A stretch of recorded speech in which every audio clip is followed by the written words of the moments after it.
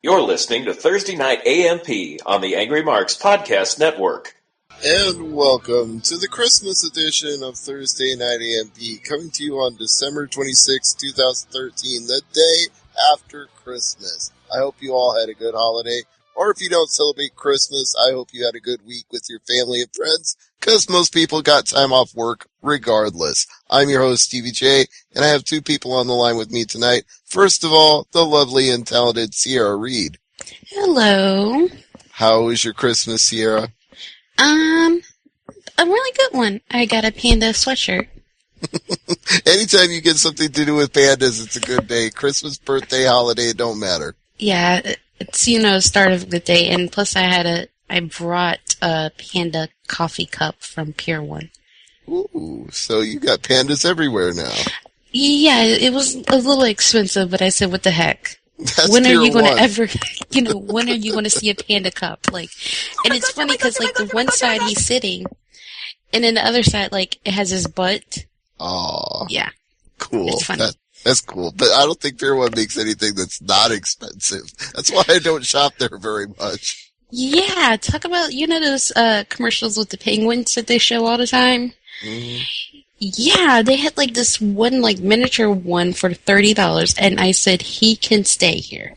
Yeah, that's not worth $30. You can go to some ceramic art store and probably find the same thing for a third that. But I won't deny that everything in there does speak to you. It really does. Well, speaking of people who speak to me, Killer Kev, the producer of the Angry Marks Podcast Network, is speaking to us right now. He's our special guest. Oh, I'm special? Thank you, Stevie. I really appreciate that. Well, you know you're special. I got you a Christmas gift this year. Yes, you did, actually. And that reminds me, I've still got your birthday gift under my desk here. I meant to mail it out to you on your birthday months ago and didn't have time and forgot about it, and then I misplaced it, and I just happened to find it yesterday. You must have had me confused with Peter and thought my birthday was on Christmas. No, I couldn't confuse you with Peter at all. That's true. I don't sound like a Canadian, do I? I don't say "eh" after everything, eh? And speaking of him, happy birthday to Peter. I did not know it was his birthday yesterday. Yep, he is the birthday boy. In fact, I just released an enhanced and improved version of Glove Up or Shut Up because the first one that we recorded had a couple of audio deficiencies. So now you can hear the birthday boy loud and clear talking about his plans for the day yesterday and how his mom decided he was the present she couldn't give back. Aww. So wait a minute, the audio deficiency wasn't created by Molson? No, it wasn't because he was drinking beer. In fact, we recorded the show before he went to his birthday/Christmas party at his brother's. Probably a good idea. Yeah, we all decided it was better to record it before than during or after, because he might have been in no condition to perform. Speaking of which, anybody who heard the Brian and Vinny Christmas show knows that Vinny was in no condition to perform after they recorded. Well, tis the season. Yeah, to be jolly and I guess get, blown out your mind. That's pretty much what he did, but I'm not blown out of my mind because I'm seeing all kinds of people here for our late live show. We're actually doing this a couple hours later than usual, but in the chat room right now we've got Nikolai, and you're in there, Sierra. Kev's in there, I'm in there, and guest 620, who I thought maybe was Seth, but I don't know. Kev can confirm or deny that. It's Jeff. Go ahead. It's Jeff. Oh. He's just too lazy to log in with his real name. All right. Well, then welcome and glad he's here. And we got the Aces of Anarchy too, and I think that might be Tensai, but I don't know for sure. I'm not sure either, but it could be a new guest. And if you're a new guest, if you've never been a guest, join us in the Angry Marks chat room, angrymarks.com/chat. Yeah, I was going to say our URL change. It almost did. Kev might be changing the server as we speak. I don't know. Did you have too much eggnog yourself? No, I just forgot a dot. Sheesh. I think I needed some spiked eggnog for Raw this week. That was one of the worst editions of Raw I've seen in a long-ass time. I kind of expected it, being that it's a holiday, and, the holidays come with those one-off weird episodes, I kind of expected it. I knew it was boring because, I had my nephew and he knocked out on it. So I knew it was bad. So boring is one thing, bad is another. I mean, boring just puts you to sleep, but bad makes you mad that you're even watching it. And I had several epiphany moments of like, why am I watching this? Like, I was trying to save it up for the good Santa versus bad Santa. I was hoping that would amount to something, and then even that was a complete dud. And I'm like, oh my god, and I still got an hour to go. yeah, it was around, I think it was like 9:30, and I thought by then it was like 10:30 because it was just going on for so long. And I realized it was 9:30, and I said, wait, still have like an hour and some to go for this? And talking about that bad Santa versus good Santa thing, talking about how many times they repeatedly show in those commercials to hype this up. Like, Jesus. If you're going to put that much hype into a match, it better deliver more than that, because honestly, they didn't do a damn thing. Mark Henry, what the hell did he do? Pretty much nothing. Damian Sandow, what did he do? Less than nothing. I started wondering if both of them were injured or something going into the match. Well, maybe it's we don't really want to hurt Santa, because, there's kids that believe in Santa. But you're we all supposed should. to hurt the bad Santa. You want to beat the bad Santa, so No, the bad Santa has to get beaten up. He's still a Santa Claus. I don't know if I buy that excuse. Kev, do you? No, I don't really buy it all. Really, they should just replace the bad Santa with Krampus. Or get that evil ex-ante clause that they had one year. Whatever happened to that? Oh, Lord, no. No. Boo. Was it ex-ante clause from the South Pole instead of the North Pole? Yes. That was the dumbest shit ever, because the South Pole is just as fucking cold as the North Pole. What difference does that make? Well, they had to do something different because, last year, Alberto Del Rio ran over Santa Claus. So they couldn't get him back. I guess. Oh, I wow. almost wish that's what happened here. I wish Alberto Del Rio had run everybody down with his car. Even Mark Henry could lift that thing. You know what? If Alberto Del Rio came back and ran over everybody again and then got out and said he did it for the people, I would absolutely support him. Granted, I missed half the show. I actually tried to watch half the show because, I recapped the pay-per-view, and I'll be honest, I still agree with my assessment that I made at the end of my recap. I think this was one of the best pay-per-views of the year.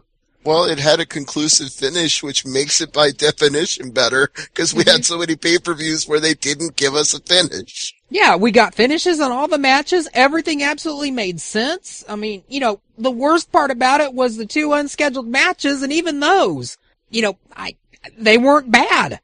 They weren't great, but they weren't bad either, so. They weren't insulting like a lot of Raw was. Yeah, absolutely. So I tried to get back as early as I can and thought maybe WWE's turned a corner.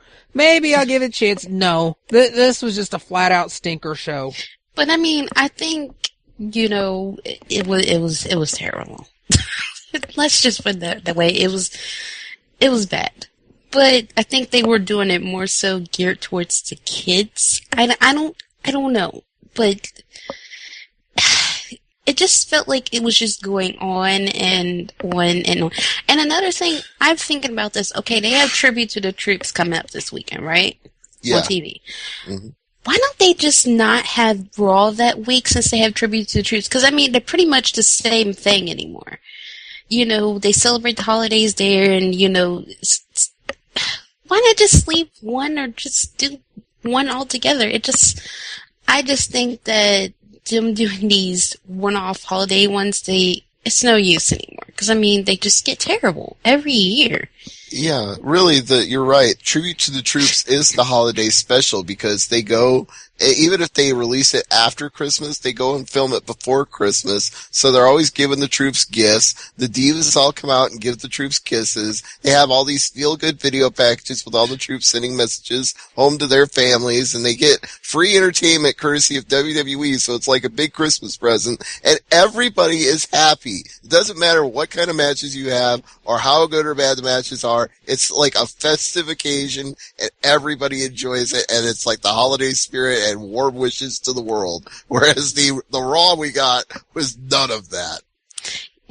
I just think that they just don't need to do it. Just do, I don't know, make it like a countdown show. Like, you know how they do the year-end show or something? Like, count down, like, the 15 best moments of Raw or something from past year. Do something different. Like, yeah, like, or do one of those and then have cut-in breaks, like, coming up next, Good Santa versus Bad Santa, and then you just show that one match, you cut into that, and then go back to the highlights of the year, and then you cut in again and go, coming up this weekend, tribute to the troops, and then you go back to the countdown. You just do little cut-ins.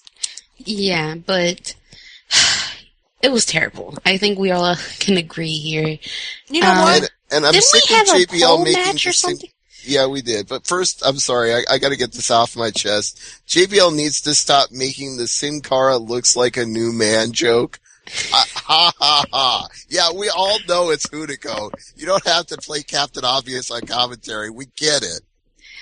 Yeah, but here's the thing. Okay, so the kids, let's put it this way. No one knows what Sin Cara really looks like without the mask, right? Except the old Sin Cara didn't have that big tattoo on his shoulder. Okay, but besides that, none of us know what he looks like facially. Like, none of us, okay? So, to everyone in the audience... I'm sorry to disagree again, but you can tell this Sin Cara has pudgier cheeks. The old one was a lot skinnier in the face. Yeah, but here's the thing. To us, we can tell, but to the kids, they don't care about that stuff. They just think it's still Sin Cara. Besides the fact that he has a new tattoo. So... the fact that he keeps pointing that out, it's just like, dude, none of us knows what this guy really looks like without the mask. Why are you bringing this up? Like, leave it, just make it just appear that Sin Cara just all of a sudden appeared. Don't make it so obvious that it's somebody else. Like, for all we know, we're not going to get another Sin Cara versus Sin Cara deal. So, why do you keep bringing that up? You know what? I actually heard a rumor the reason he's doing that is because Sin Cara actually took a dump in his hat one night. I couldn't believe that. Oh, well, I guess it wouldn't surprise me, because if he wanted to say farewell to WWE, you leave the Mierda behind. It's like, here's what I think of you guys, and how you used me while I was here. Goodbye. So did he actually... So, the thing I'm confused about with the whole Sin Cara thing, because, I mean, they've done this plenty of times with people before. Okay, is he being, repackaged with another gimmick or something? And Hunico's going to be Sin Cara, or what's going on? It's Hunico playing the character until at least WrestleMania, because Vince still has a hard-on to set that record for the most lucha masks at a live event at one time. So he wants to do Sin Cara versus Rey Mysterio and have everybody in the crowd wearing a mask. But they don't trust the original Sin Cara enough to not be injured or to not fuck up before the match takes place. They'd rather keep Hunico under the mask because they think he can get the job done. How bad is it when you actually distrust Rey Mysterio less to get injured? They did release an action figure of Sin Cara with an arm sling, so that tells you what you need to know. Talk about the shade being thrown there. You know. No doubt. You're sabotaging your own toy line just to bury somebody.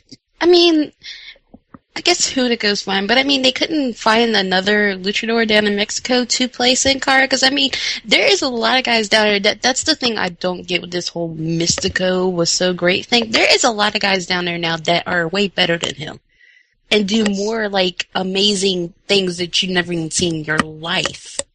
That's true, but I think they've reached this point where they feel like if they just trust guys that are hot shit in Mexico and sign them, they'll turn out like Sin Cara. They feel like they're going to get burned. Yeah, but if the guy has been around for such a long time and he's been to, you know, places like Japan and he's worked in the United States, you know, then he's kind of got like a grasp of how to tone it down and, you know, what to do different. Where Mystico, they just signed him and just said, oh, he's a big deal. You can't do that sometimes. These luchadors, they get so banged up. Well, you got to remember the thing with him, though, was that he absolutely insisted he not go through developmental. He insisted on going straight to the main card. And Triple H took a risk and said, you know what? You are this big guy here in Mexico, and you have been here around the world. Okay, we'll give you the benefit of the doubt. Horrible mistake. Well, lesson learned. They won't make that mistake twice. And speaking of mistakes, I hope they don't make twice. You did mention the pole match, Sierra. Why don't you tell everybody what happened? Wasn't it Dolph Ziggler and, what's his face? Fandango? Fandango. Yeah, I never thought that we were going to have a pole match between guys. I thought we stopped this in WCW when it was Booker T versus Jeff Jarrett. You know when there's a pole match on a show that it's going to be a bad show. And why do I remember that off the top of my head? Like, yeah, because it was that bad. It's because it was Vince Russo who booked it. Vince Russo booked every pole match ever, including all the ones we saw in TNA. Wait, what was that match called? What was it, like, a box or something? It had, like, all kinds of stuff on the pole match. I don't know. It was weird. But when I seen the poles, I was just like, okay, they're doing this for the Divas. And then I had forgot that fast that the Divas had already wrestled. So then when I seen the guys get in there, and I'm like, are we really having this with the guys? You know what? Some indie promotion out there should do a pole of poles match. How would you do a pole of poles? Well, I mean, that you just call it that, but every match is a pole match with a different stipulation, but there's got to be something on a pole somewhere. Oh, so like in one it would be a contract for a title shot, and on one it would be like your keys to your limo or whatever. I mean, what, you just keep putting different things on a pole? Yeah, one for, like one for a title shot, one for a title itself, redo the coal miner's glove on a pole match. I mean, everything. A free coupon for a Subway sandwich. Exactly. And Subway one for the pole. title to have a shot at you. I've got the greatest one. The 50-50 split the pot pole on a pole match. Great gimmick that they do at a lot of indie shows is they'll do a raffle where everybody puts in money and then the winner gets half of whatever the pot is. Take that pot, you put it up on the pole, whichever wrestler gets it, he splits half of it with a lucky fan. I got an even better idea. You draw the raffle ticket before the raffle on a pole, you put the winning ticket on the pole in each corner, and then whichever pole gets pulled down, that ticket wins the pot.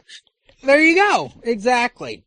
That might be the one indie gimmick that actually would be a good use of a pole match, but this was not a good use of a pole match. And even worse, we know that the guy who won it is not going to win the Intercontinental title. Does anybody picture Fandango beating Big E Langston? Hells to the nose. It would have been better if it was also a turkey on the pole match, because then he could trade it. Yeah, I think the turkey would be worth more than his title shot because he ain't winning nothing. I mean, I think they're just going to throw everybody at Big E that they can until he gets that one, like, challenger, that's going to, like, put him to the test. Somebody who's not a geek like Fandango. Yeah, because I don't see that becoming a feud. I see that as, like, maybe one or two matches here and then we're done. Yeah, there's no blood in it. Even Kofi Kingston and The Miz, my least favorite feud of the last 3 months, has more in it than Fandango trading wins and losses with Big E Langston. We don't need to see that. See, well, here's the thing that we need to start figuring out. We need to figure out how Big E Langston can inadvertently offend somebody, so this all of a sudden becomes a squash match, and they have to put the title on Fandango. Yeah, that's pretty much how Dolph Ziggler ended up taking the L here. He's still in the doghouse after all this time. Well, I mean, is he in the doghouse, or is it that they just don't know what to do with him? No, he's literally in the doghouse. They think that he's got too big of a chip on his shoulders for a guy that they don't believe looks like a main eventer.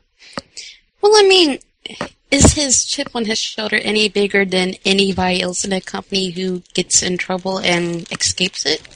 No, they pick out guys at random who they think are too big for their britches, and Dolph Ziggler was the one they picked for 2013.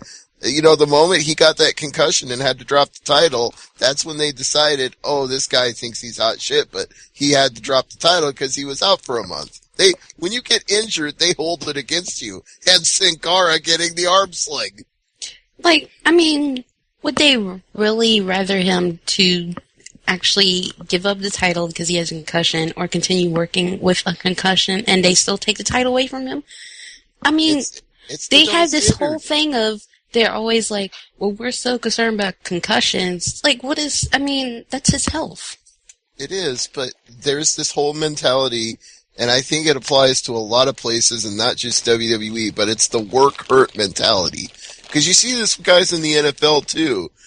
Aaron Rodgers is trying to play this weekend with a herniated disc in his back, but they gave him an epidural and said, okay, see if you feel better by game time. And then they had a press conference today to announce that he'd be playing this weekend. It's like, really? That's so dumb. dangerous. It's so dangerous. Because, I believe, wasn't Ziggler to the point of where he just could not remember anything?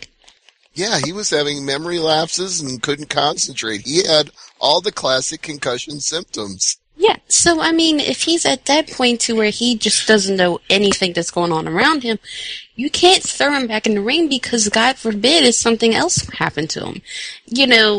It's kind of like, some people were saying about AJ Lee when she had to, kind of got busted up at, I think it was Battleground, I want to say. Mm-hmm. And she appeared like 3 days later, and I'm like, yeah, hers might not have been so serious, but at the same time, you gotta sit there and wonder to yourself, should I even be running into the ring? Because, for heaven's sake, Serena Deeb took 18 months off.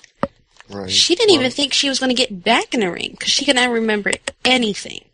Yeah. It's like I said, it's a double standard, because if they don't want you to get hurt, they won't send you out there to get hurt, but then they'll blame you for getting hurt in the first place.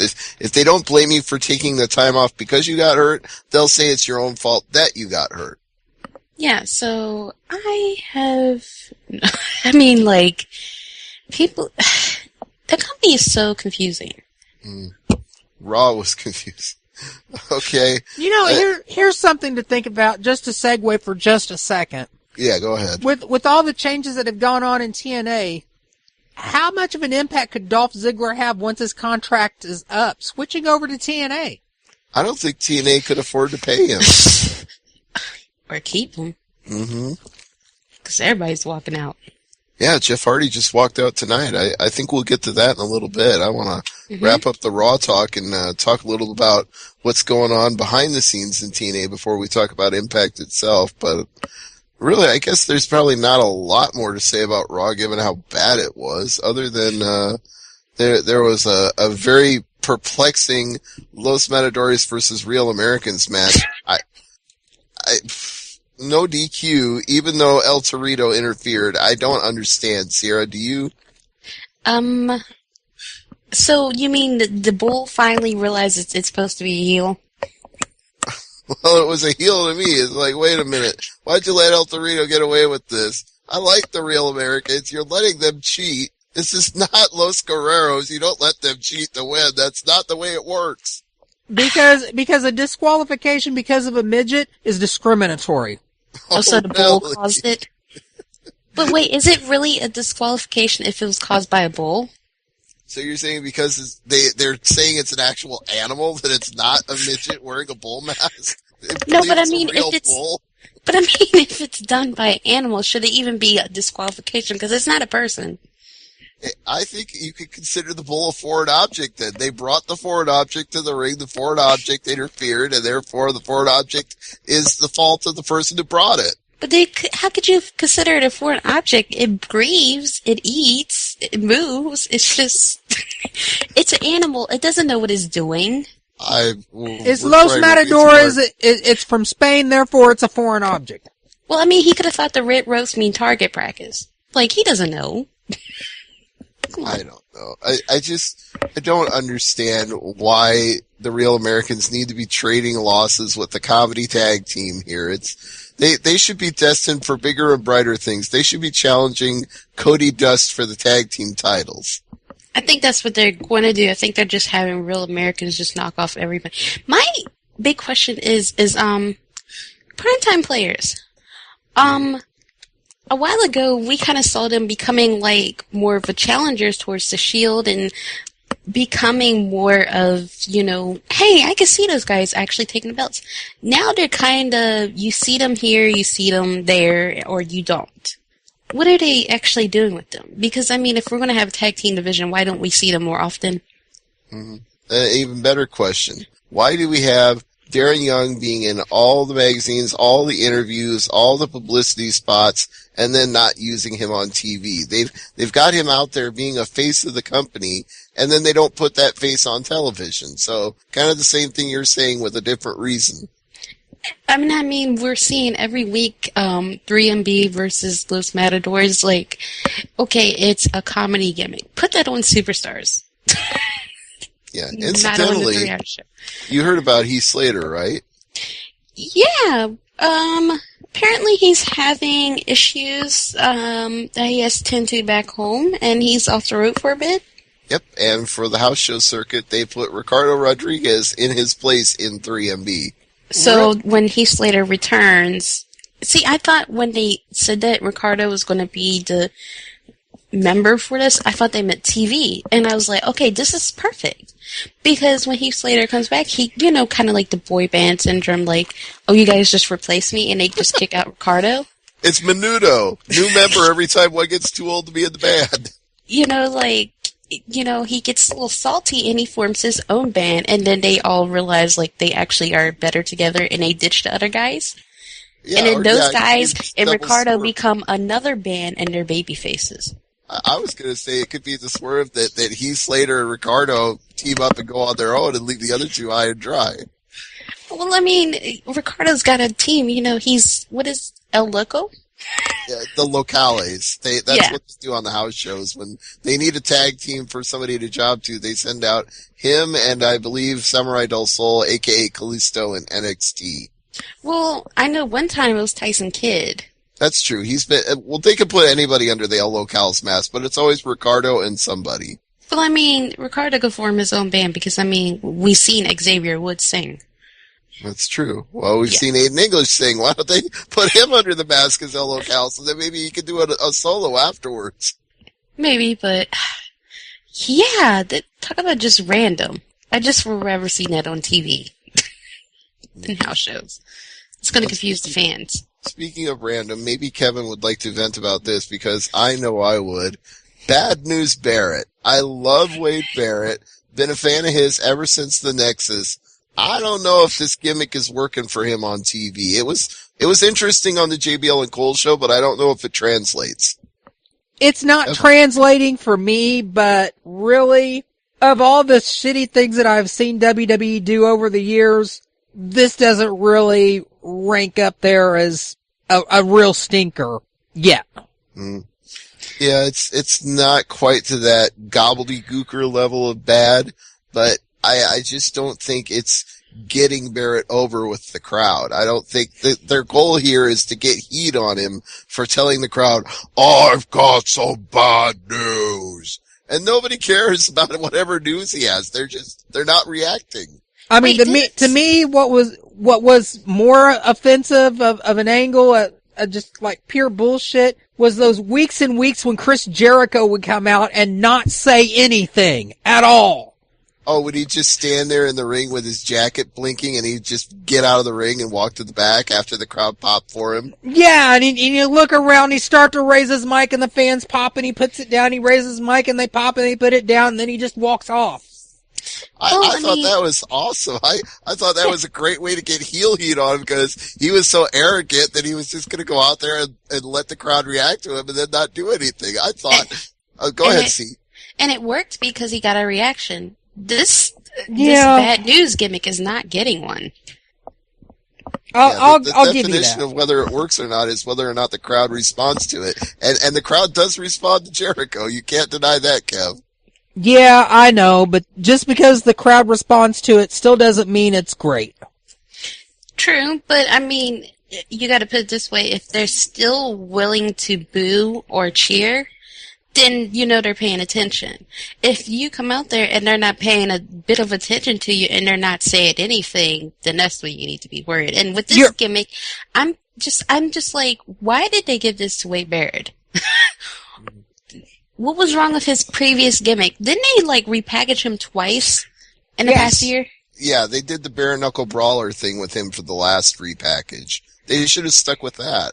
Like, what was wrong with it? I thought it was doing just fine. They just needed to put him on television more and actually put him in matches that were good that he was having for a while before he got injured.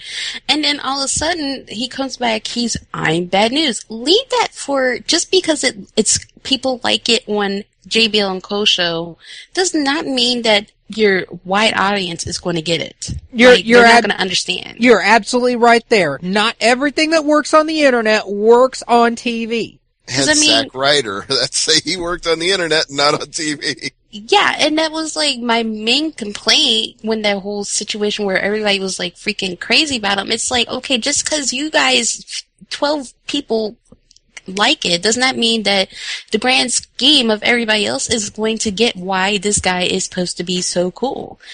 You know, it's kind of like one of those things of like, say, like where Stevie and I listen to hip hop. We might think this guy on Underground is great, but to other hip hop fans that are not into underground hip hop, they're not going to get the big hype with this guy. Well, they're going to choose somebody else over him. I don't know. Hey, Zack Ryder. Gave me an epiphany. Kev, can I go ahead? Sure. All right, I had an epiphany when Sierra said that. Here's how you get the people who don't know Barrett and think he's like the underground rapper. Here's how you get him over to those people. You don't just have him come out there and go, I've got some bad news. Because they just view that as another shitty gimmick like the Raw general announcer where, you know, the lights would blink and the ding would go off from the iPhone and Michael Cole would read the shit. Anytime they see somebody at a podium, they're going to assume it's crap. So what you do is you have him come out there to the podium and say, I've got some bad news. And then he turns around and clotheslines Michael Cole. You want people to care, have him beat the fuck out of somebody. Yeah, like give him his own, like, remember back when they used to give, like, Brother Love and them, like, their little own, like, stage area? Like, give him something like that too where people are already just booing him. Not like when they just see him, they're just like, okay. What is this? That's how I feel every week. Yeah, that would work fine, I think. Or making it a pre-recorded segment that plays on the Jumbotron, that's fine too. Oh yeah, you could even, pre-tape a backstage segment where he comes up to somebody backstage like Xavier Woods and he goes, I've got some bad news, and punches him in the face. Yeah, if you made it just a small skit, like 30 seconds, 1 minute, I think I would be cool with that. I think most people would do that. If you're sucking up 5 minutes of TV time with this out in the ring, no. And then here's the thing. When you're sitting there watching it, the only people that are laughing at this is JBL and Cole. And that's kind of the buzzkill right there because the announcers are told to laugh at everything. So the minute they start laughing, you assume it's phony. Yeah, and I mean, like, 1 week, King was like, what is so funny? And I'm like, okay, if he does not get it, no one else is going to care. Because, you know, I think they forget that not all of us are in the audience. We're at home watching it. So the commentary team is, you know, they're telling us everything that's going on. So if one guy doesn't get it and two other guys are just snickering just to do it, it's just going to look ridiculous. I just think that maybe if they had him, there's a match coming on. And he walks out there and I got some bad news, just randomly. It'd be something better instead of him just standing there at the podium and we're supposed to be that stupid gavel. Yeah, and we're supposed to like care? No. Or you know what? Have him do most of that like while on a commercial break and then he could come back and wrap it up for 30 seconds, then maybe transition into a match. Yeah, anything would be better than what they're doing right now. So I think to sum it up, guys, I'm not even going to talk about the main event of Raw because that was just shit. The one good thing we got out of all 3 hours of this programming was about 15 seconds of the show where they said, guess who's coming back? Big Dave Batista, the animal. Okay, round of hands. Anybody else pop for that besides me? I popped for it. I missed it, but I probably would have popped for it. Because, see, I didn't even pay attention to the news that weekend of him coming back. I didn't pay attention. Because, you know, I'd rather be surprised. Well, they wanted people to be surprised, but the house show promoters all started putting him on their cards and advertising him, so the cat got out of the bag. Oops. Yeah. But you know what? That's okay, though. That gives me something to look forward to, because I've always liked Dave Bautista. Even at the end when he was really overused and I was tired of seeing him on TV all the time, not having him there after a while, very noticeable. And I actually thought right at the end was when he got good, when he knew his time was up and he could pretty much do what he wanted and not give a fuck. When he started cutting those ridiculous promos and screaming and yelling, that was when Dave Bautista was really the best. Yeah, he was just extremely pissed off towards the end. And it was like every week. Remember that one week he just came out there and just sat in a chair in the middle of the ring? It was just like, really? Are we doing this right now? Yeah, he told the entire WWE to have a seat. Yeah, it was just really just strange. But, I mean, I can't say that during that period of, when he came in was like, what, 03? I want to say it was 03. When he was the Deacon. Yeah, when he came in from 03 to when he left, I can't say that there was one time that he actually done something to make me actually complain. Well, except the Great Khali, yes. But I mean, I actually didn't, I was a fan, so I'm kind of intrigued to see what they're going to do with him, because the fact that he's coming back, it's like, well, who are they going to stack him against? Well, because the last time he left, he had a problem with John Cena. Well, it looks like he's going to be right in the main event mix. They're talking about him going into WrestleMania, possibly after winning the Royal Rumble. But even if he didn't, the fact that he's coming back before the Royal Rumble says to me he's going to make an impact at that pay-per-view to have everybody anticipating what he's going to do at Mania. And the good news is this is like one last run for Dave Bautista. He thinks he's got one more, like if it's a year and a half, 2 years, however long it is, he wants to do this shit while he still can before he's too old. So he's not just coming in for WrestleMania. He's going to stick around. Wait, he's up there in age. But yeah, he's in his mid-late 40s, I think, 45, 46. Yeah. Yeah, he's up there, which is another thing that, we always hear about, that they rather push the young guys, and all those years that the rumors circulated that they didn't want too old of guys in being a picture, and he was there for a number of years. So obviously they seen something in him. Where everybody's expecting that he's going to win the Royal Rumble and be against Randy Orton, I don't see that. I see just him coming in because they're going to put him against somebody. I think he's just going to go after somebody, pick somebody, and say, I want my match. Well, I've heard a lot of people buzzing that they want to see him challenge for the streak. Mm-hmm. And honestly, out of all the talk of who Undertaker's going to face, now you put Dave Bautista in that picture, that would be a match I actually want to see. You know how I feel about Undertaker. Especially over the last couple of years. But if we were going to do any of those matches, I think I actually like Undertaker versus Batista even more than him versus CM Punk or Cena. And if they build it up right and have Batista just like go on a tear at the Royal Rumble, whether he wins or not, he goes out there, crashes into it, and just eliminates people left and right. Like, him and Roman Reigns can come down to it and have a thing, and then Reigns can eliminate him, and they can feud for a little while after that. But basically just get Batista in the picture to where we're seeing him beating up people or destroying people and having great matches. Just build him up to that point where he looks like a legitimate, credible threat to Undertaker. Not saying he isn't already, but remind people that he is. Well, I mean, that could be a possibility, because I don't think he's taken him on for the streak before, hasn't he? No. I'm trying to remember Undertaker versus Batista, and they might have done it on TV, but not at Mania. Yeah, so I don't think that's happened. I know Taker and Randy Orton has, but I don't think it's even... I mean, that would be a big match to do it, but especially if you know he's going to lose, would you really want to bring in a guy like that we haven't seen in a couple of years just to lose off to Undertaker, and Undertaker goes into retirement for another year? What is that going to do? That's going to make no interest from a lot of people. Undertaker versus Batista happened at WrestleMania 23. Yeah, so maybe. Oh, okay. Oh, shit. Yeah, that's right. I was there. How the fuck did I forget that? I think they're going to stack him against a young guy. If they don't put him against Orton, or if they don't put him against Cena, because if you think about it, they're going to have to put Cena against somebody for his match. Every year he has that big match.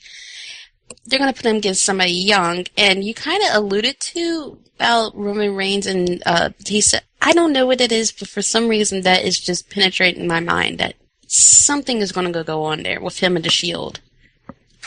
Possibly.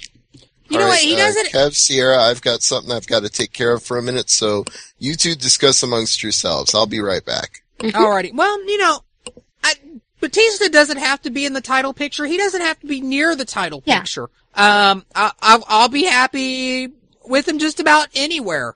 King Jay brought up something great in the chat, though. How are they going to deal with Rey Mysterio now around? How are they going to deal with that, considering their history? Well, I mean, they used to be tag team partners. They actually won tag team championship one time. Yeah, but that whole feud just, wow. I hated that feud. I really did. Not because of the wrestling, just because at that point they just turned Batista into a huge dick. And, that turned me off on the character. But it'll be interesting to see if they even address that or how they work around that. Yeah, because, I mean, if I have so forgot about that feud that when he actually turned, but now I remember it, and that was a big deal. Because it was just like, really? It's like, is this how you feel? I'm just more concerned if he's going to, still be mad about the duct tape. Is that going to be his first bone to pick? Like, I'm still mad about that duct tape. Okay, you know what, really? Instant gimmick right there in the WWE shop zone. Dave Batista brand duct tape. I mean, yes, really. they're serious. And just have, like, his logo all over it. Like, why not? No, they can make some good money off of that. Just put his face on it. Fans would buy that up. Duct tape comes in handy sometimes, and that is a good... I don't understand why they didn't take off with that beforehand. I think that was just kind of one of those spur of the moment things that Batista, brought out, and it's just great. It's just so quotable. Yeah, and, Jeff just brought up in the chat room, not only was he saying about Ray, but I'm kind of wondering how's he going to interact with Cena. Orton, especially, him and Orton kind of had some unfinished business with the whole Evolution thing. The whole Evolution thing was never really soft. They just kind of broke up. And now you see Randy Orton align with Triple H this time, and Batista took the belt off of Triple H. Well, I think that's pretty much water under the bridge there. Maybe. You know what? I could see them teasing a reunion, but eventually Batista deciding, you know what? I'm actually bigger than either of you because, I've been out in Hollywood and I'm filming this movie now and I'm an MMA star and what have you guys done? Same shit you've been doing the last 5 years. Well, I mean, I don't think they're going to have a reunion. I think maybe they go into this whole thing because, they kind of have, Orton's good for business. They have their McMahon alliance. Kane is, unmasked and became, one of the guys. Maybe they go into this thinking that Batista is going to be with them. Like they, dished out all this money to bring him in. And he doesn't. He decides he doesn't want to be with them because he left them for a reason. And, that pisses them off. And maybe that's how they set up Orton versus Batista because Batista would rather be on his own than with him. He's the animal. He's always been on his own. Yeah, good point. So, I'm just wondering how they're just going to go about this, and I'm just more excited that the pop from the crowd, if any of them remember who he is. Oh, they'll remember who he is. There's still plenty of older fans around who remember who he is, so. And you gotta play the duct tape drop ad nauseum that week. We'll see what we can pull out of the archives there. Damn it, there was something else I was going to bring up. Hang on. Oh my god, great Khali. Okay, that's not what I was going to bring up. What about Khali? Why do they keep continuing to make fun of this guy? I don't understand. I don't know. What else do you do with him at this point? I mean, it just, it's just terrible. Like, come on. But, what were you about to say? I had something, and I can't remember what I was going to say now. Anything else happen on Raw besides it being Christmas? No, nothing really memorable, but, I've already forgotten half of what I saw, and I only saw half the show to begin with. But yeah, if you really want to catch up on it all, you can always go back and listen to the Raw reaction with Angry Tenzai and Big Vic. Yeah, we leave that stuff to them. And they are excellent at covering it. Yeah, because, we make them sacrifice their Monday nights. Oh, they don't sacrifice. They love that shit. They eat that up. They eat up Raw. They are unabashedly WWE Raw fans, so. Yeah, the fact that they sit every week 3 hours and watch this, or turned it off by the second hour. Oh, Raw is nothing but Party Central for Vic and Tenzai. You know what? Speaking of which, you had this big blow up between not Angry Tenzai, but Tenzai and Brodus Clay at the pay-per-view. Did they ever really follow up on that? I guess they're done? I don't know, because I really haven't paid attention. The only thing I remember, especially from Raw, was the Funkadactyls was with Xavier Woods and R-Truth. So, I guess they moved on. Really?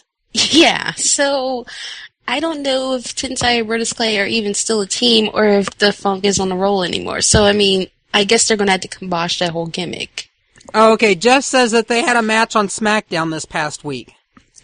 But, is the gimmick going to continue with Tensai and the Funkadactyls, or is the Funkadactyls now Naomi and Cameron with Xavier Woods and R-Truth? That's the thing I'm confused about, I'd say that's the way it sounds like it's gonna go. They're leaving Brodus Clay and Tenzai is just disappearing and.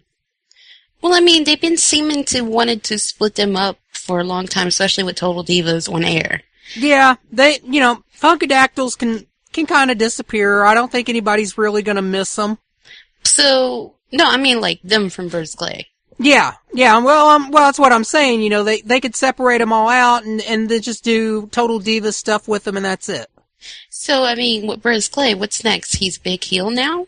Talk about killing a gimmick that was working for a good while. Yeah. It's working for a while, but, it's a gimmick that's kind of gotten long in the tooth. Yeah, I think it was about time for it to die.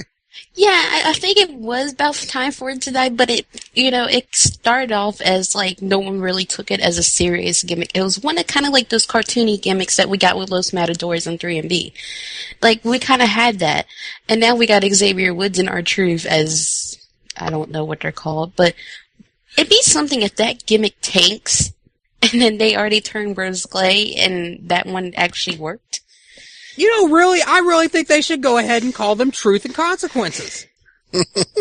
They don't want to acknowledge that he was ever in TNA, though. They refuse. Yeah, but only hardcore wrestling fans are really going to get that joke. Most WWE fans are not going to make that connection. Dude, TNA will throw up a lawsuit so fast because they need the money. Oh, Lord, did you have to say throw up? Oh, speaking of which, why don't we go ahead and get into the drama, as they would say if you were doing a State Farm commercial, and discount double check the fact that Jeff Jarrett handed his papers to TNA and said, peace out. Yeah, I even DM'd you on Twitter. I couldn't believe it. So here's the question. They were caught off guard. Go ahead, Kev. Here's the question. What's Jeff Jarrett going to do now? What's his next play? He's still wrestling down in AAA. And I hear he's got some roller derby promotion that he's putting together. And roller derby? Sure, but really? I think Where? he has some dates over in Japan. So, he's still active. And they could always restart Rinka King and he could come back to India. Well, isn't that owned by TNA, though? I think there's a production company in India that owns at least half of it. I don't know. Rinka King was nice. I don't know. I don't know if I really want to see him try to start up production on that again, because it's been a couple years. Yeah, but whatever he's doing, he's obviously got a master plan, because you wouldn't hand somebody your resignation right before Christmas if you didn't know what your shit was going into the 2014 year, because otherwise you'd be left high and dry right at the Christmas season with no future. Nobody wants to do that.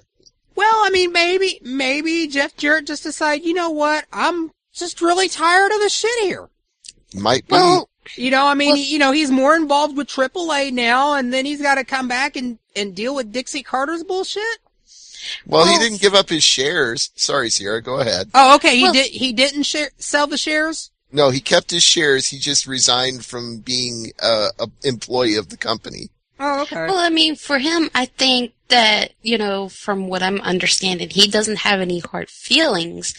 I just think that because when I go and get news on what's going on down in Mexico, I always see things about him in AAA, and he's involved in the whole big angle with Conan's villains against, the rest of the AAA locker room, which is a big angle, and it's been going on for over 2 years now. So I think he's gotten so tied up with that, and then, he's got dates coming up in Japan, apparently. And, maybe he's going to start working down in AAA and booking and stuff. So, and Conan has the upper hand on that, so maybe that's, what he's focusing on, not so necessarily what's going on with TNA. Maybe so, but... But, I mean, it was just shocking because I just didn't think I would see that day of where he actually just bows out. Well, that's what people in the company have been saying, too, when you read the dirt sheets. It's like every single person backstage in TNA was all under the impression Jarrett's always been here. Jarrett always will be here. Whether he's used on TV or not, Jarrett is the company. Well, he's not anymore. Well, maybe he didn't feel like he had an influence on the product anymore, so it was time for him to go. That was the weird part, though, Sierra, is everybody said once Hogan and Bischoff were cut from the company that Jarrett was the main broker backstage. Like, if you wanted to get shit done backstage, you went to Jeff Jarrett, and he was the man who had all the pull. Yeah. Well, maybe Jeff Jarrett is just in a position where he feels like TNA really needs to do something, and him being there and everybody feeling like they got to go to him to get things done. Maybe he's feeling like he's more of a hindrance here. Could be. Maybe he just wants to peace out to make everything better. It's kind of crazy that, years ago you had his father, Jerry Jarrett, bow out at the company, and then, because Jeff brought in Vince Russo, and then Jeff Jarrett himself bows out of his own company that he started years ago that, was kind of exclusive. And now it's on TV, and after all these years, he decides that, it's time to go. But I think it's more so he just felt like maybe it was just time to go. Because, he's been there for a long, long time. And, you and I were talking about it last week that it's been so long that he's been on TV, you don't have that big monster heel in him anymore. Mm-hmm. And maybe he felt like, okay, I'm not on TV, they're not doing anything with me as a character. Okay, I'm backstage, I'm doing everything. It's time to go. Yeah, could just be he sees the writing on the wall, knows he's never going to be a, pun intended, impact player. And he just thought, oh, well, I've already got dates in AAA. Mm-hmm. I'm working, with this roller derby thing that I got going on. I got other interests elsewhere. If this company makes a profit, I still got my shares. But if I'm not going to be on TV, who cares? Yeah, but, the hilarious is a lot of people, for some reason, when the news broke, fans on Twitter were saying he's going back to WWE. I'm like, really? They don't want him. He's persona non grata. And even without the TNA stuff, just the fact that he did what he did with the Intercontinental title in China, that whole debacle, they don't want him back. He's got bad karma there. They don't want him. Like, is he really going to go find Deborah and just... No. Let's not, folks. Let's not. Let's not talk about Deborah too much, because I'll start weeping for nostalgia. I saw her in the Stone Cold documentary on Netflix, and I was like, oh damn, I actually miss Deborah now. When was this documentary done? I think it was done in 2011, right around when Tough Enough was on USA Network. Really? Because there's a bunch of Tough Enough references with him coaching in it. Because the reason why I say it's Like, really? Because for the last time I checked, she was still hollering about how he was abusive towards her. Well, I don't think she was there in a cutaway segment. I think she was just in the footage of his classic wrestling days that they were showing. Yeah, because I just remember that she was, like, still harping on this, and I'm like, girl. Yeah, but they can't tell the story of Steve Austin without showing the two of them together and those skits that they were doing. Like, my all-time favorite, and I'm going on a completely random segue away from our main topics right now, but my all-time favorite Austin-Deborah segment was where she brought the cookies backstage, and Austin starts burying the cookies. Like, they're terrible. They're hockey pucks. You can't eat them. They're awful.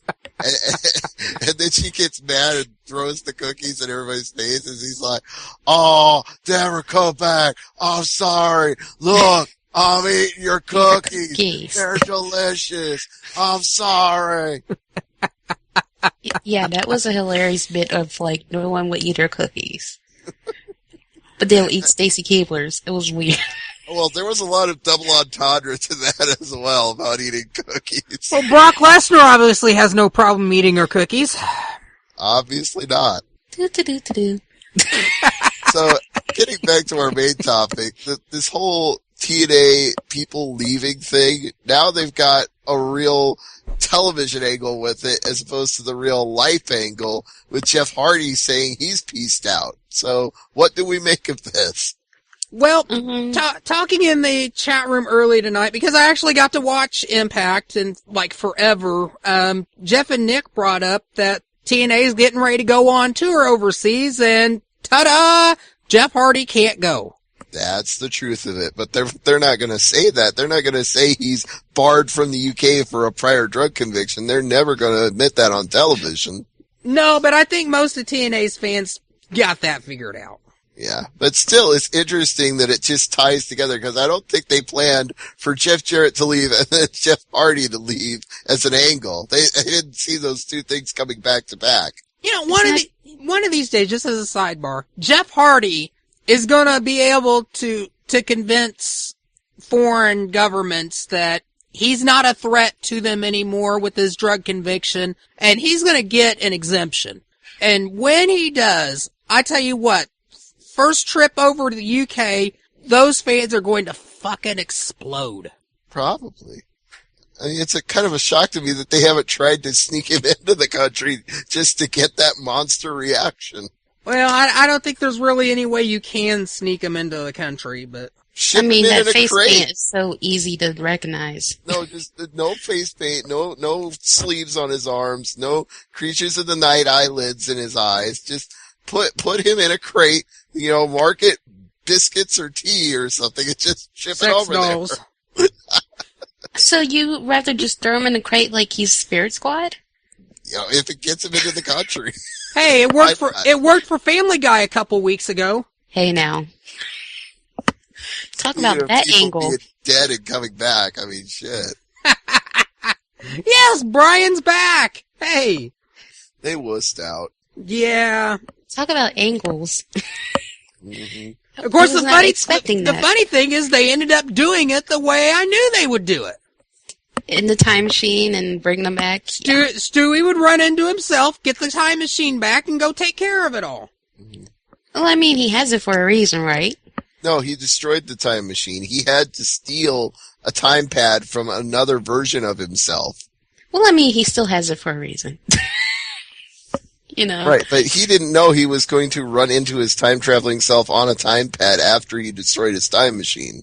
But obviously the writers knew that. Yeah, and we just didn't. We all thought that they were going to get a new dog and just move on with their merry lives. Except, no offense to the guy from The Sopranos, but that character was a fail from the beginning. And obviously was meant to be a fail because they were never going to stick with it, but yeah. The new dog thing wasn't working. Did anybody at F4W ever make that connection? What do you mean? In what way? That for years on the show, one of the main characters was Brian, and then they replaced him with a character named Vinny. Oh. I don't think Family Guy is listening to the Wrestling Observer. I don't think so. Well, he's sure booking like he listens to it. you never know what kind of connections Brian Alvarez really has. I think if Brian knew Seth MacFarlane would have been a guest on his show already. You know what? Right, you may be right, especially since he's doing that After Dark stuff now. Oh yeah, the Dark Matters Radio Network, where they discuss all things paranormal, strange, and obscure through Art Bell's website. Yeah, I've heard a lot of people talking about it. I haven't had a chance to check it out. Is it really pretty decent? It's not bad, especially now that they've gone to the live format, because you get some very interesting calls late Friday night, early Saturday morning from people who've either had too little or too much to drink and have paranormal things they want to discuss. So it turns into quite an entertaining format. I have no clue what you guys are talking about. Well, just listen to it free sometime. It's darkmatters.net, and it airs every Friday night late in the morning. So, or check out the replay afterward, because it's a trip. It's the guy who runs Figure 4 Weekly and hosts the shows with Dave Meltzer talking about things Dave would never talk about.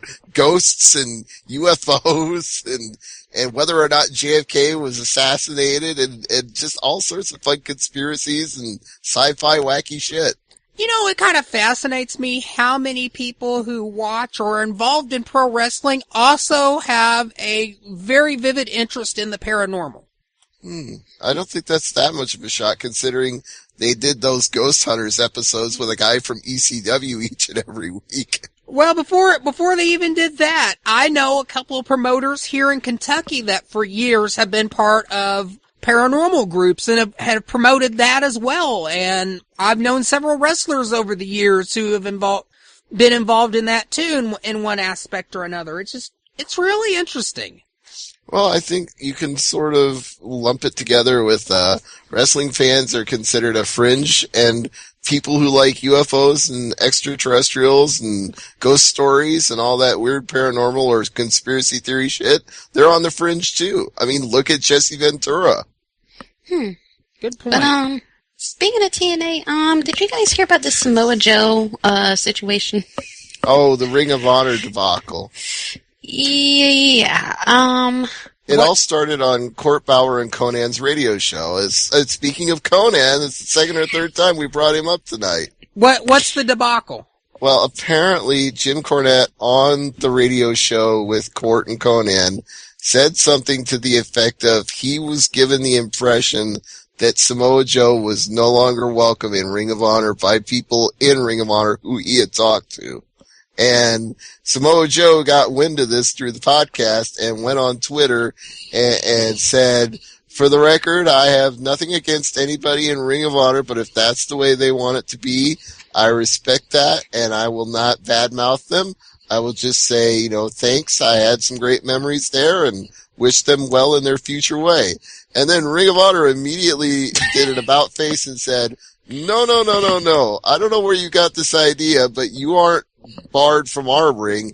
You're a legend of Ring of Honor, and you are welcome to come at any time. And they even said this twice. They tweeted twice. They're like, we reiterate, Samoa Joe is always welcome here. yeah, but see, this is the funny thing. When they actually kept tweeting and tweeting and tweeting and tweeting, I was like, okay, this is Ring of Honor being shady boots. And here's the reason why I say that.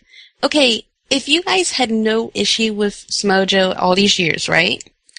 Why is it that it takes him to tweet that for you guys to make it known to him that you don't have an issue? Why couldn't you guys have reached out years ago and said this? But at the same time, this is not the first time we've heard about something like this. There's been other guys that worked for Ring of Honor in the past and who are still on the indies or went to WWE or TNA and came off and went back to the indies and have not been invited back to Ring of Honor, especially now that they have television, where other guys that never even worked for them in the past are getting on their show. And they don't invite them back, and some of them have been told that, well, so-and-so that works there does not like you and doesn't want to book you. So they've gone on with this whole fairy tale thinking that, well, they don't want me. So with Samoa Joe, it's been years. And you guys could not have, said something a long time ago? I think a lot of that kind of has more to do with the bad way TNA kind of pulled everybody that was part of Ring of Honor out. And I think a lot of that had a lot to do with it for years, but now that that's gone past, you know, I can't see that anybody in Ring of Honor specifically has anything against anybody that is still part of TNA. Yeah, but here's the thing. When they pulled all those guys, wasn't Gabe booking there then? Yeah, that was when Gabe was still there. Okay, well, we all know they have their issues with Gabe still. But, I mean, that was so long ago. Half those people that were there working no longer work there. Mm-hmm. So, why is it that, Loki is retired now? Before he retired, he was running around for a year and they couldn't get him on a show. They've had opportunity to get a lot of guys that work for them to work there. I mean, they brought Homicide in after he was on TNA for a number of years. I just think that it's just maybe there's one or two guys there that just don't like certain people and they're not going to get in.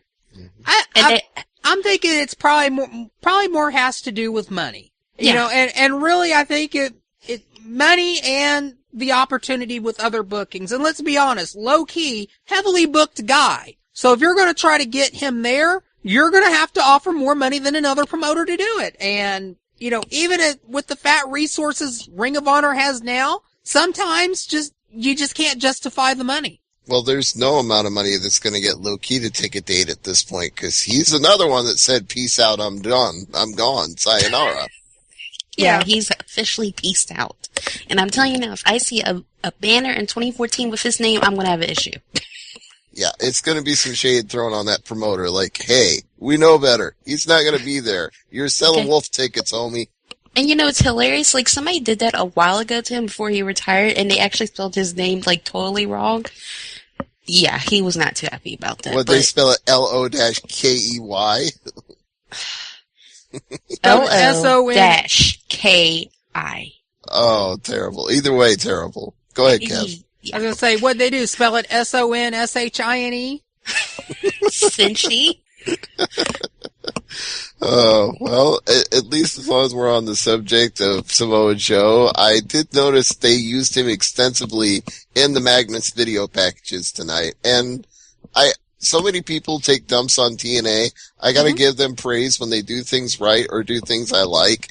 And when they do these video packages that build up through a show, like the history of a wrestler in their company, I always enjoy those. And the Magnus ones told his entire story.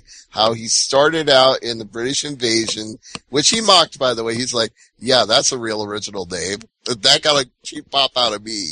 And then he knows how he was the odd man out when they were doing tag team matches, so he decided to strike out on his own.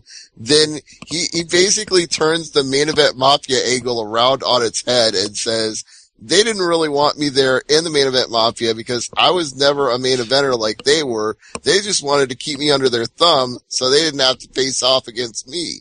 Like, ooh, nice little twist on the story. And they kept airing these packages with Magnus showing his ascension to the top. And it's like, you know that TNA is not necessarily a big deal in the wrestling world right now, but in the world of their own world, they're making him a big deal. And I like it.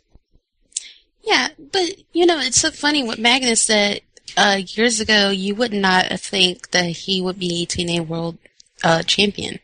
Mm-hmm. When he came in, you know, what gimmick was he under when he first came in? A Roman gladiator. Yeah, like, no one actually thought that this Roman gladiator would be World Champion. Yeah, he was just Brutus Magnus back then. Yeah.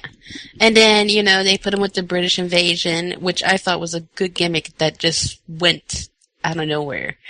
And then they put him with Samoa Joe, which I actually liked that team. Mm-hmm. And, you know, they kind of was just kind of like just had him here and there. And I remember saying, like, you know, if they put him in the title picture, maybe we can get on something. But I did not think that it was just going to come out of nowhere like this. Mm-hmm. And two things about that. One, they did, I like when the video packages don't just build somebody up, they acknowledge other people, because he said that they put him and Joe together just because they were two pissed off dudes, and then they started pissing everybody else off by becoming the best tag team in the world. It's like, great. You're putting yourself over and you're putting Joe over. That's just brilliant. You actually accomplished two things with one segment. And second of all, to further what you said, Sierra, they basically said the same thing you did. They said, who would have thought this guy could actually rise to the championship? And he acknowledges that, like, when I lost to AJ Styles in the finals, it lit a fire under my ass, and I said, I have to be the guy who goes out there and proves these people wrong that I really can be the champion. So what program are they setting up? Are they having him against... Because, I mean, we all know Styles is apparently supposed to return at some point. They're going to do like a title unification with him and Styles, and then Styles will be pieced out doing some indie dates, and then they're going to bring him back later on and have him like reinsert himself into the program and probably go to Bound for Glory challenging him to get the title back. Wait. Why is it that there is 3 television programs doing unifications? And that's the funny part, was they shot their unification angle before WWE did the TLC pay-per-view, and now they're going to be accused of copying them when they actually did it first. And then Ring of Honor did it with the whole Jay Briscoe, Adam Cole thing. And what? It just seems like the hot thing right now, doesn't it? In fact, they even started talking about it on WWE.com with Dean Ambrose and Biggie Langston about whether or not they should unify their titles. 'Tis the season to unite titles. La la la la la la la la. I mean, come on now. Like, is this everybody doing this at the same time? It's just a coincidence. Like, wow.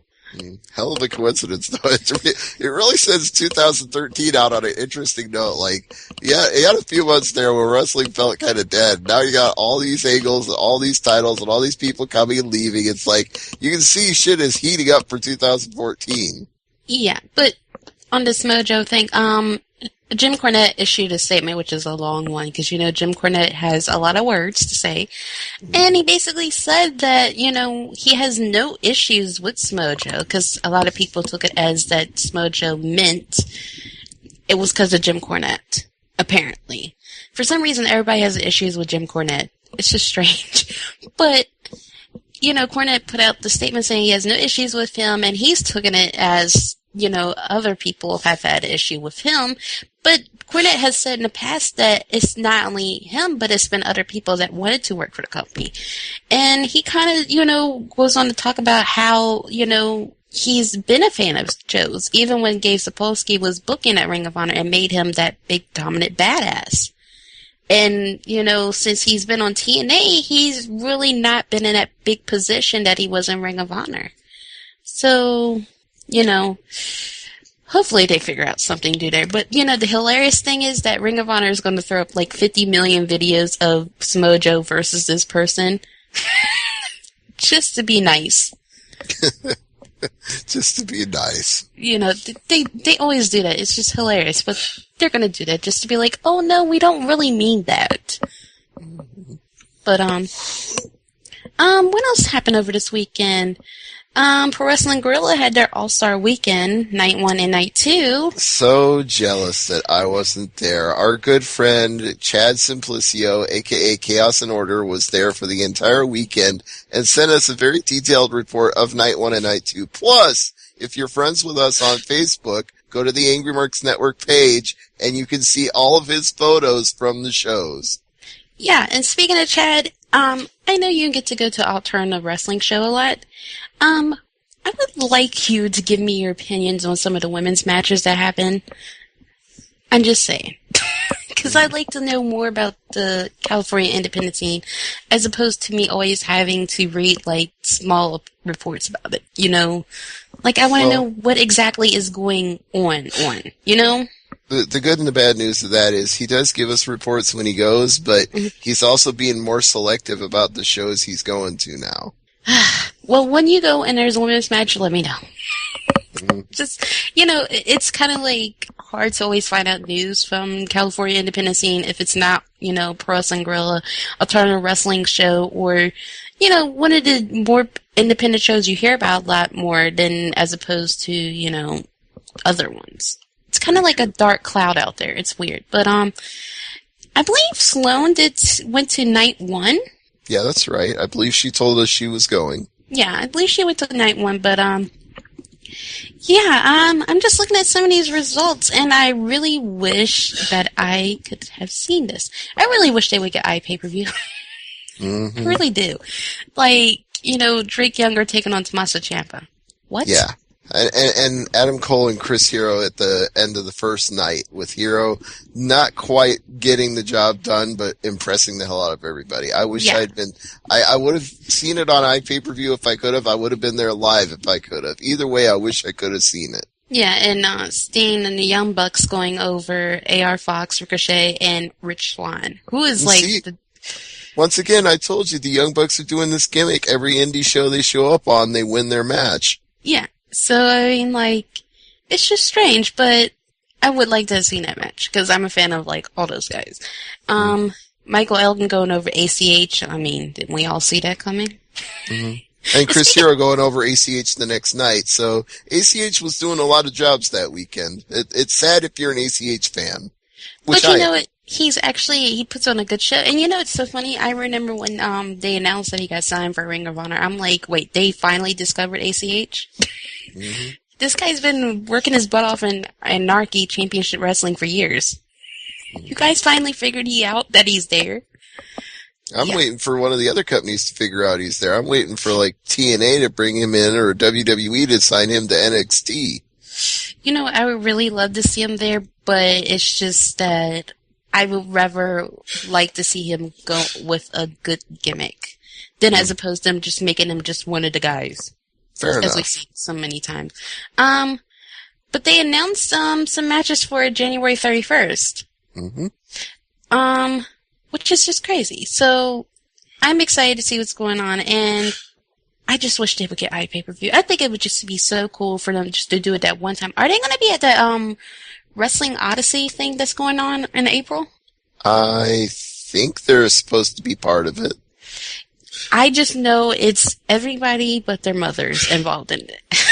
Mm-hmm. I know Shimmer's involved, Shine's involved, Dragon Gate, I believe Full Impact Pro, CZW. Pro Wrestling Syndicate. I'm going to say CZW off the top of my head. Pretty damn sure PWS isn't part of it.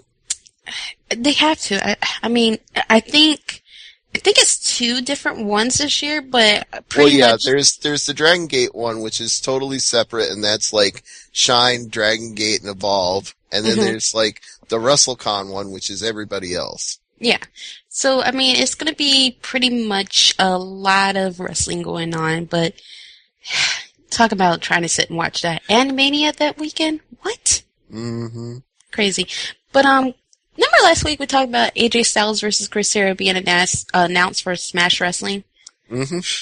Well, Smash Wrestling has also announced Michael Elgin taking on Johnny Gargano for their Any Given Sunday 2, which will be on January 26th. Speaking of Elgin, we forgot to bring this up last week. He announced that Mischief is pregnant. Yeah, she is with child. Yeah, I was just a little shocked by that.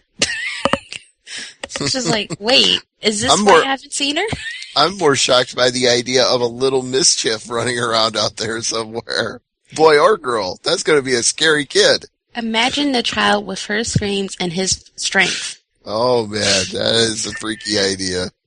Yeah, it's just going to be, giving everybody a power bomb. But we got Extreme Rising having an iPay-per-view this weekend, which will be December 28th.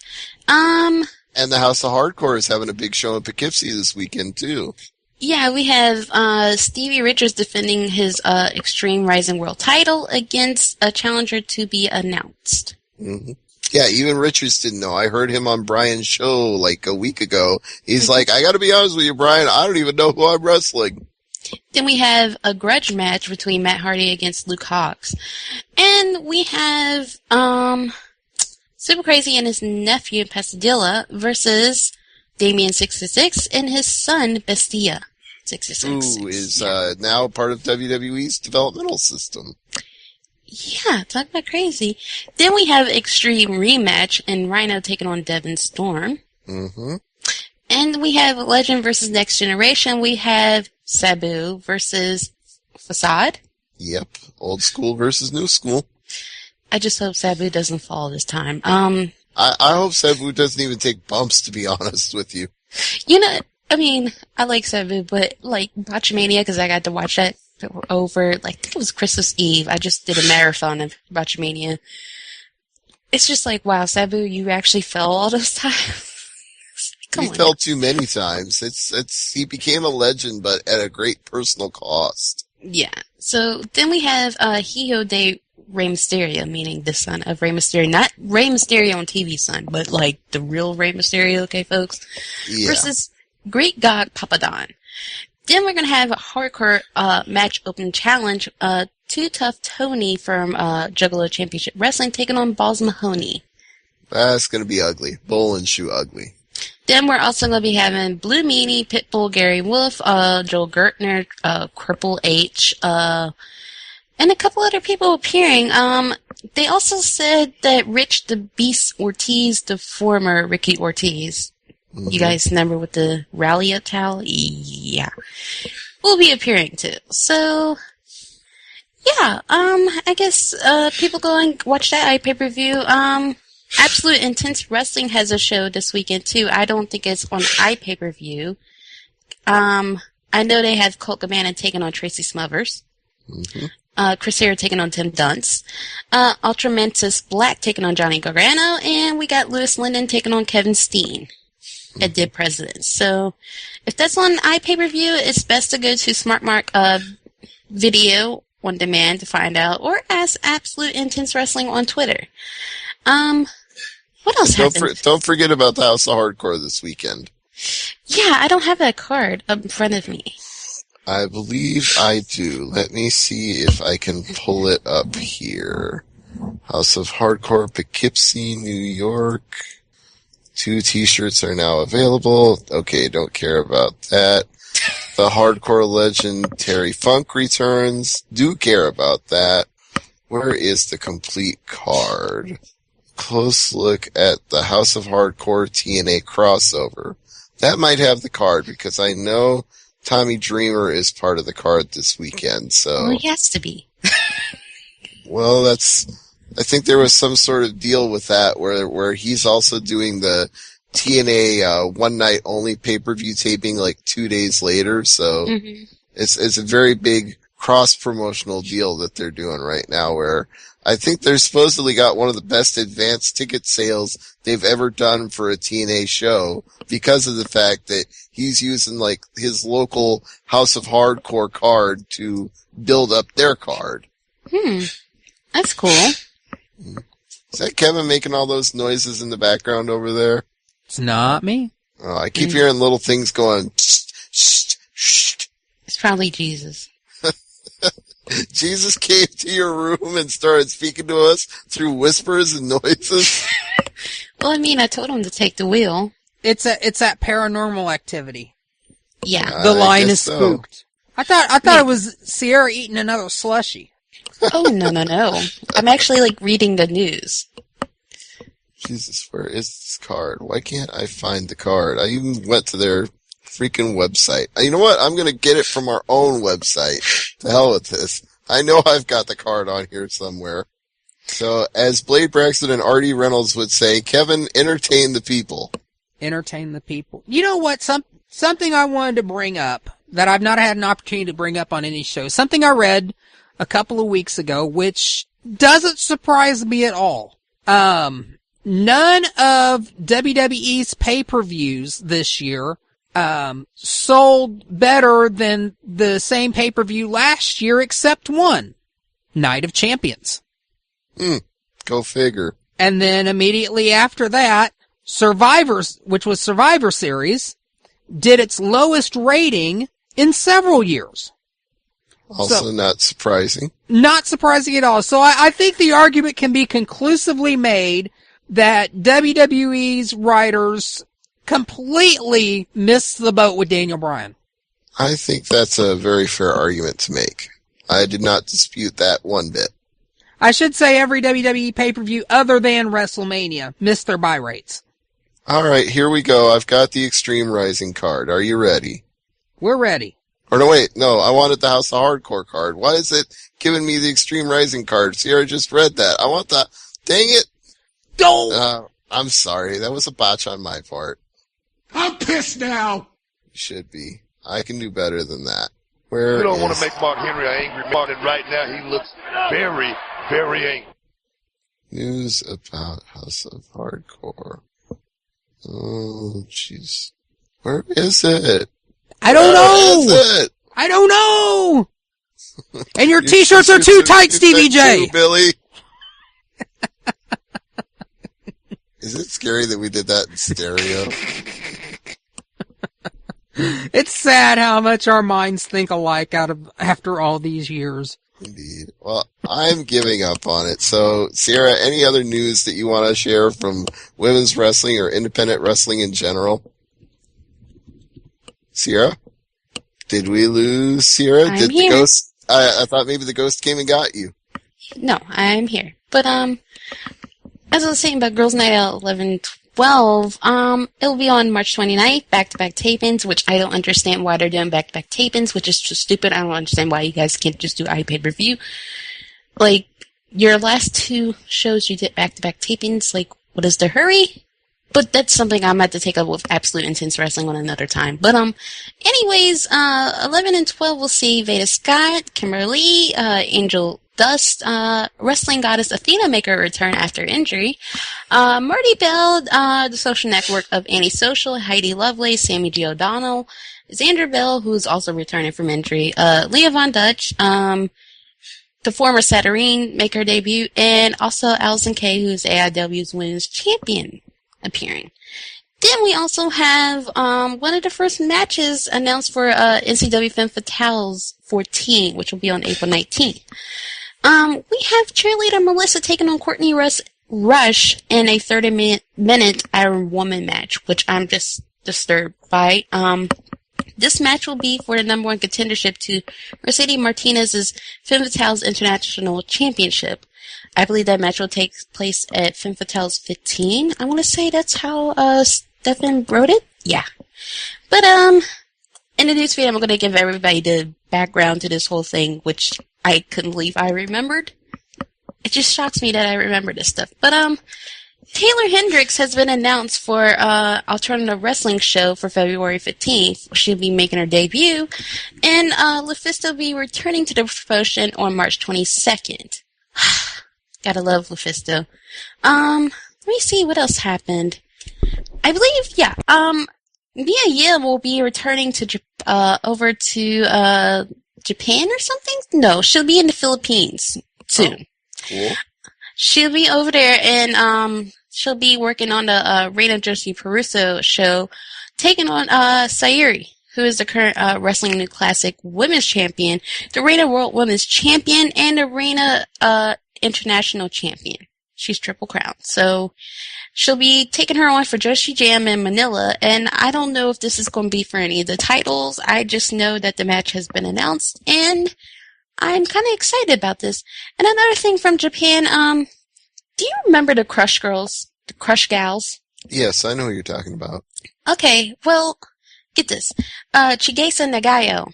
She will be holding her own produced event on March 22nd, and she will be taking on Dump Matsumoto in a tag team match. Wow. And both of them are supposed to have announced tag team partners. And when I see the picture from the press conference, Dump Matsumoto, had a weapon up at her face. And I was just like, oh, this is just going to be war. Again. The nostalgia you get from it. This was back in the 80s, folks. And the fact that, people are still oh my god. What? So I'm just wondering who they're going to pick for the tag team partners because, Nagayo's tag team partner, Lioness Asuka, has been retired for years. Bull Nakano's been retired for years. So I'm just wondering who they're going to pick because there's a lot of young girls who can fit that mode of that feud from the 80s. And they had a hair versus hair match years ago. So see how that goes. What else happened? Evie, who I read about in an article is from Australia, she will be heading to Japan early in January to be training with World Woman Pro Wrestling Diana, or as I just simply call it, Diana. Apparently, her deal came from 01 in Australia. She was chosen by the promotion to head over there for training for the next 3 months. So if you guys don't see her at Shimmer, or if you do get to see her at Shimmer, it's because that she's over in Diana training. Speaking of Diana, Silesia Sparks is currently over there. I think a lot of people don't understand why they don't see her in Ring of Honor now, but she's over there training and working. Jessica James is over there, Crazy Mary Dobson. You had a lot of girls in the past year or so go over there. Allison Kay, who else was it? A lot of girls go over there in the past year. So, seems like, a lot of girls are going to be flying over there into 2014. But, anything else happen on the indies this week? No, I don't think so. Oh, this whole story about Josiane Offerman. Oh, yeah, that she's, like, public enemy number one with all the Total Divas now. Yeah, for me, I'm kind of confused as to why, because on the show, I said this in an article a few weeks ago. I said this because I was talking about Eva Marie, because for some reason I have to find out a way to talk about her, because she just annoys me. I said in the article, I said, it's kind of, you can tell who's their favorite in WWE. There was this reports of that people backstage couldn't stand her, and then there was reports of that they liked her because every time she shows up, the drama she creates makes her as a star. And they like that stuff.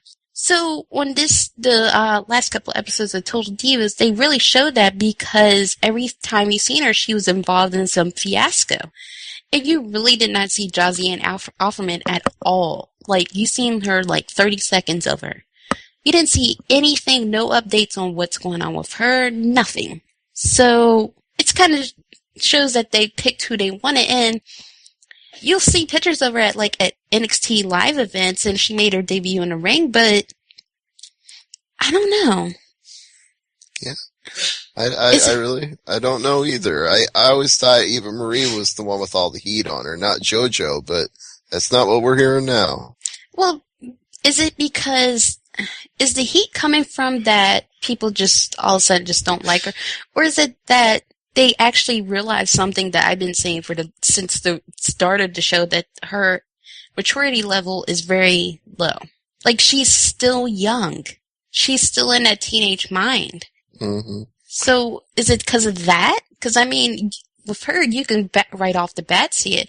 And, she didn't do anything on the show worse than anything for her to gain heat, but isn't she, apparently she's dating Orton. Not a good idea. I thought he was married. Wait a minute. How could he even be dating? He got divorced. Did he? I'd forgotten that. Yeah, and apparently they're dating, so it's kind of strange to me. It's kind of funny. People always say, Nikki Bella and Brie Bella, are, stars because of who you're dating. Well, if who you're dating got you over, then why does she have heat? Josiane. Mm-hmm. Why is Eva Marie on TV and Josiane's down in NXT training, and Eva Marie is really not down there training? Somebody explain something to me? I stopped trying to explain it a while ago, so when it comes to Eva and JoJo, I stopped trying to explain why they're even in the company. They can have several, and then have several outside the company, and then have several more outside of that. See you next Tuesday. Bye-bye. Well, they're going to probably be in the company for a while, because they're already getting ready to start filming next season 2. And apparently they're looking forward to season 3, because it's going to be on the WWE Network when it's launched. So, I think if they were more reality based, that they would just get rid of those two and put people that actually are in the company on there. Change it. Let's make that a closing topic. I want to do a quick roundtable before we end tonight. The WWE Network is probably going to be $9.99 or $11.99. They're going to put the monthly pay-per-views on there. They're going to have some on-demand programming, and they're going to have apparently 24 hours of shit you can watch streaming all the time. So for $12 a month or $10 a month, would you pay for it? Yes, no, and why? Sierra, you start.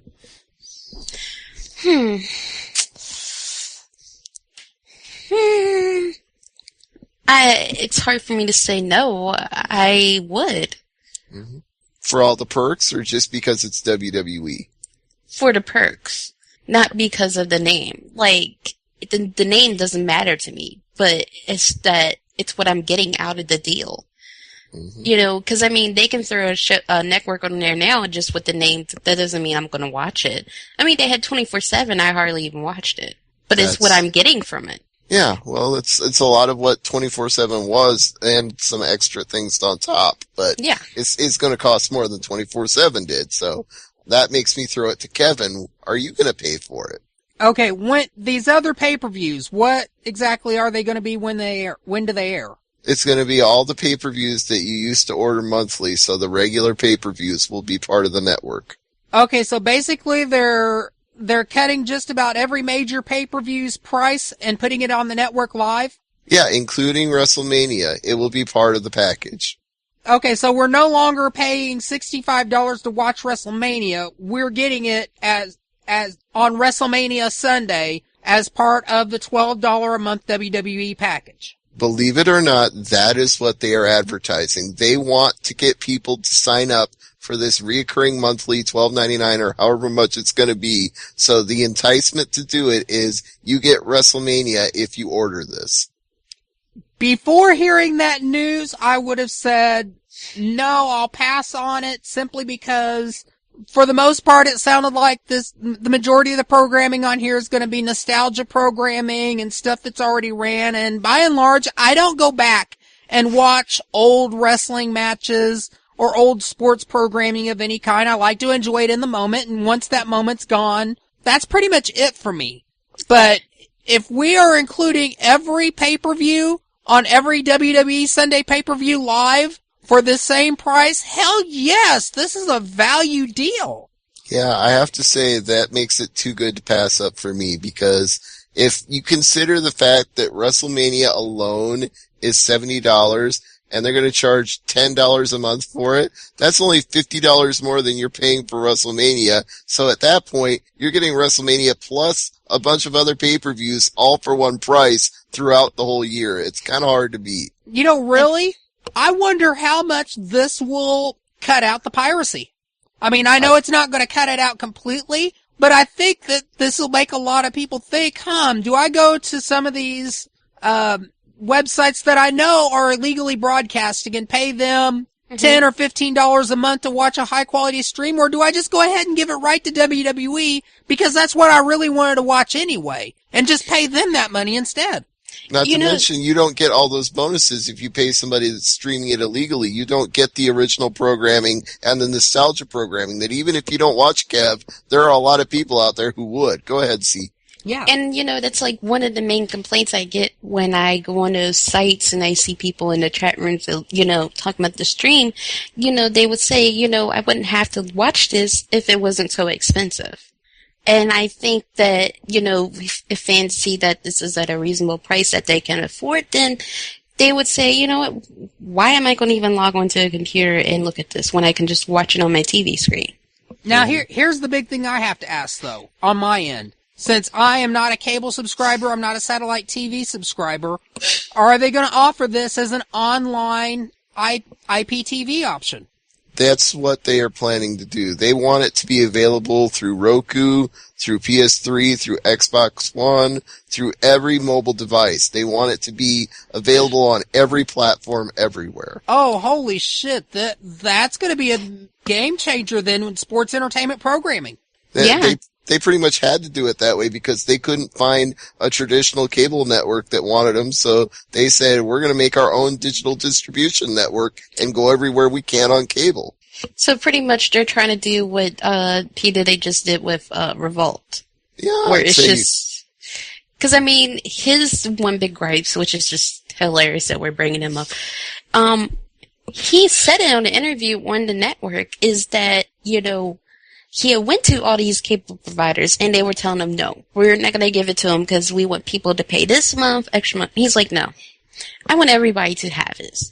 Then when he had it online, he had so many issues online, and he's like, no, I want this to be available to where everybody can watch this anywhere, anyway, And, it's right there. You don't have to stream it illegally. You can go right to the website and see it. Or you can turn on your TV and see it. You can look at it on your phone. Like, I think with WWE, that the fact that they're so in touch with technology, they have their own app. Mm-hmm. They're going to have it everywhere. So it's about time that they actually went for a network. I actually thought they were going to go for a network years ago. Well, they've been building it up for years. It's just taken them this long to finally reach the point where they're going to go to the Consumer Electronics Show in Las Vegas and roll it out. They're ready. They're going to say, here's our plan, here's our pricing, here's the platforms you're going to be able to watch it on. They're going to bust that cherry open and put it out there. Now, have they, really revealed, besides the pay-per-views and getting to see pay-per-views and, Raw, SmackDown, and maybe Superstars, NXT will be involved with the show? I know Total Divas are talking about bringing that to the network. Mm-hmm. Are they going to be showing, with the nostalgia content, are they going to be showing, old WWE stuff and, stuff from the territories? Because they had that big library. That's what I'm hearing, is they're going to have, different shows during the day. They're going to have the Best of World Class show. They're going to have the Best of Georgia Championship Wrestling show. They're going to have the Best of Continental. They're going to have the Best of WWF. They're going to stagger these things throughout the day, and they're going to be available on demand too. But if you want to see some of that old territory stuff, there's going to be a show for you. I would like that, because I actually can watch that stuff all day and no complaints or issues. This is what I do in my spare time, folks. It's so much fun. And then, another thing I would really love for them to bring on that show, because I like that they do it at the pay-per-views, the round table thing. Mm-hmm. I kind of like that they do that, but I would really like to see the Legends of Wrestling. Right, from 24/7, the ones that Jim Ross used to do. I've seen everyone, and every single one I've enjoyed. I really, really like those. Mm-hmm. And, just more things. Hell, I'm even for it. Bring Confidential back. You know what? They just might, because they got 24 hours a day. If they're going to have a live stream all the time, they're going to need some stuff to fill it up. Well, the funny thing is, Revolt, they have, they show videos all day, right?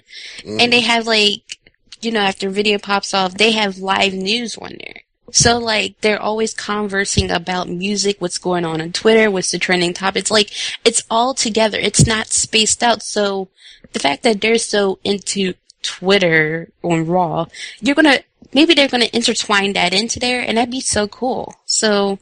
Well, and you know that the WWE app and WWE Network will be interconnected. If you're watching WrestleMania on the network, it'll be linked to the app, so that if there's bonus features going on, they'll tell you, look at your app right now, and that's your extra shit. Now, are they going to show WCW and ECW too, or are they just going to be no?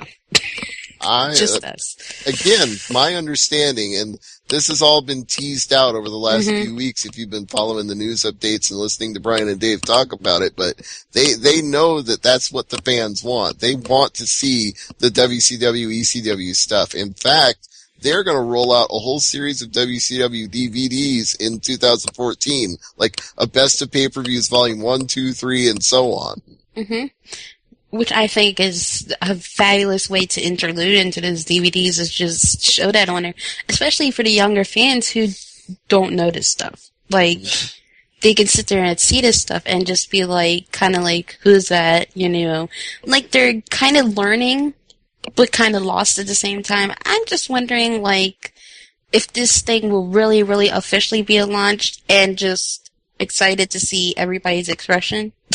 Mm-hmm. Because I think every wrestling fan is going to be glued to that channel and forget everything else. It might turn out to be like crack. You might have to have an intervention and get it to be left alone for a while. Because I know a few people Ed in San Antonio, where if they put World Class Championship Wrestling on there, he'd just be glued to his TV all day long watching that. And Jeff asked in the chat room, are they showing reruns of XFL? I hope not. I don't think they can. I think NBC owns a big part of that, so they'd have to clear it with NBC. I did not get into XFL. I just don't do football. I know. You pick teams who are going to win based on their colors, so I know. I know. But, before we get out of here, I got to see Awesome Kong's, Amazing Kong. I'm sorry, girl. Amazing Kong's U-Shoot. What'd you think? I actually thought it was a good use shoot. I think a lot of things she tiptoed around because one in particular, she wants a job in a certain place again. Mm-hmm. Yeah, but we all know she wants. Yeah. But TNA, she really didn't give a damn. No, she's buried TNA multiple times in multiple places. So, I mean, if it's something like, if you're like me who's an avid fan of watching you shoot, and I've seen every you shoot, I've seen every guest booker, and speaking of guest booker and the next timeline coming up, the next timeline coming up is Bruno Sammartino. Yep. I don't know about you, but the fact that we have Bruno Sammartino who is still able to tell these stories from back in the 60s. Mm-hmm. And he is of sane mind to remember this stuff. That is just amazing to me. Yeah, he is our living link to wrestling history right now. He is the guy who brings it all together. Because, I mean, like, you really don't have many guys from that era still around because it kind of makes me think of that, the DVD they did on Memphis Wrestling. Was it Memphis Heat or something like that? Yeah, that was the one. It kind of makes me think of that where they had Sputnik Moreau and a couple of the guys from like way back then, talking about things back then. Like it was kind of like foreign. Like no one knew about the inner workings backstage as we know now. So to have Bruno around to tell us about, how this match came about, how this came about and stuff, that's just crazy. And it's just what's like crazy about it is that he is such a pivotal figure. It's not like here's a guy who was around back then, but he was just a mid-card whatever. This is the guy who had the longest world title reigns in WWF history of any wrestler ever. His records will never be surpassed. That's why it's important, not just that he's still around after all these years, but that he is the guy who broke the mold and it will never be broken again. Yeah, and I think that, like, because they've seen it on the internet sometimes, especially when he got the Hall of Fame, like, a lot of people just didn't understand why he was getting it, and I had to explain to them, like, he was a big deal. Like... He was John Cena before there was John Cena. No, he was bigger than that. Well, that's what I mean. It's like he was what John Cena tries to be, but isn't, is what Bruno was. I mean, he was bigger than Hogan, I even say, because, I mean... Everybody knew who he was. I mean, he was that guy for all those years. And I'm not talking about a decade, guys. I'm talking about years and years and years. Yeah, I mean... literally, he had like a 7-year championship reign. Who does that? I mean, he was that guy. Like, all they had to do is just put him on a card and it would just sell out. Mm-hmm. There's not been many guys that have done that since. So... When people talk about Madison Square Garden being a legendary place to hold wrestling, it's because of him. He was the first one to do it, and, I mean, they've tried to repeat these success with, Hulk Hogan, John Cena, and, guys here and there, but it's just that he was the guy that brought everybody to Madison Square Garden. Mm-hmm. He ruled the Northeast for a long time. When I met him in a Ring of Honor show, I summed it up in a few words, and I will share those with you. I said, "Thank you. Without you, we wouldn't have wrestling today." And he just smiled and thanked me for the compliment. But I meant every word of that. I'm like, without you, Bruno, we would not have pro wrestling today. I mean, he was a big deal, and it's, I didn't know who he was for years, but, eventually learning and stuff, like, it makes me like, wow, like... he was a big deal, and the fact that he's still around, it's just crazy, and you see how people just gawk at him when they see him, and in fact, he's still lifting weights, what? Oh yeah, he's in great shape for a man of his age. He is in phenomenal shape. He's in good shape for my age. I wish I was in his shape. I mean, wow, so, I'm excited to see that. I'm actually thinking about even purchasing it, so... Yeah. Anything Bruno does, I support it. If it's him doing an interview with Triple H on WWE.com, go watch it. If it's a Kayfabe Commentaries timeline video, go buy it. If he's at the Hall of Fame, get a ticket, go see it. Whatever. Be there. Do it. Yeah, because you're going to learn something every time. So, I'm excited. I hope people have learned something from us tonight. I hope so. Because, I mean, we're going into a new year. It's crazy. Mm-hmm. So, let's do... our resolutions for the new year, since this is our last show of 2013. Kev, what's your New Year's resolution? I never keep New Year's resolutions. Well, then just make something up that you know you're not going to keep. Go for it. I don't know. Come on, don't botch. Give us something. Somebody else go ahead. I'll think of something. All right, Sierra, then the ball's passed to you. My resolutions, as far as like, what, with the site or in general? Personal or wrestling, it doesn't matter. Well, I'm gonna give wrestling because personal, I have not came up with those yet. I'm a slacker. For wrestling, continue doing what I'm doing with women's wrestling.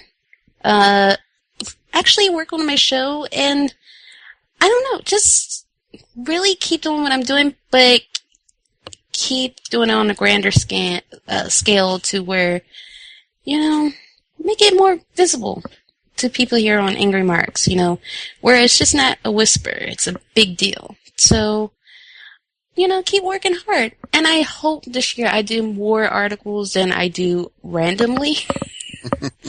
And I really want to bring back the Angry Marquee Spotlight. That has been on my mind, like, you slacked off so much. I want to see that too. And my resolution will be, I will continue working hard for all of you. I will try to bring you more and more guests on the show and promote all of our other shows and continue to make everybody at Angry Marks feel like they are family and that we can do this together and achieve great things, from Raw Reaction to Glove Up or Shut Up to Thursday Night to Impact Implosion to Over the Top Radio to the SmackDown Rundown to the O Show when they return, and we look forward to that. Everybody that's part of this family, we want you to succeed and prosper and be happy that you're part of Angry Marks. So I pledge, my New Year's resolution is to keep doing that. And personally, I want to lose 10 more pounds. So that's my personal New Year's resolution. 10 more pounds. 10 more pounds. 10 more pounds. And also, another thing before we get out of here, I've been thinking about this with the Angry Marquee newsfeed. I would like to introduce new writers to it. I don't know. If you follow women's wrestling, if you're just a fan, if you have anything you want to submit regarding news, or if you just want to do your own write-up about a recap of what happened in WWE, TNA, anything, let me know on Twitter. I'll submit it. I did it this past week with Jeff.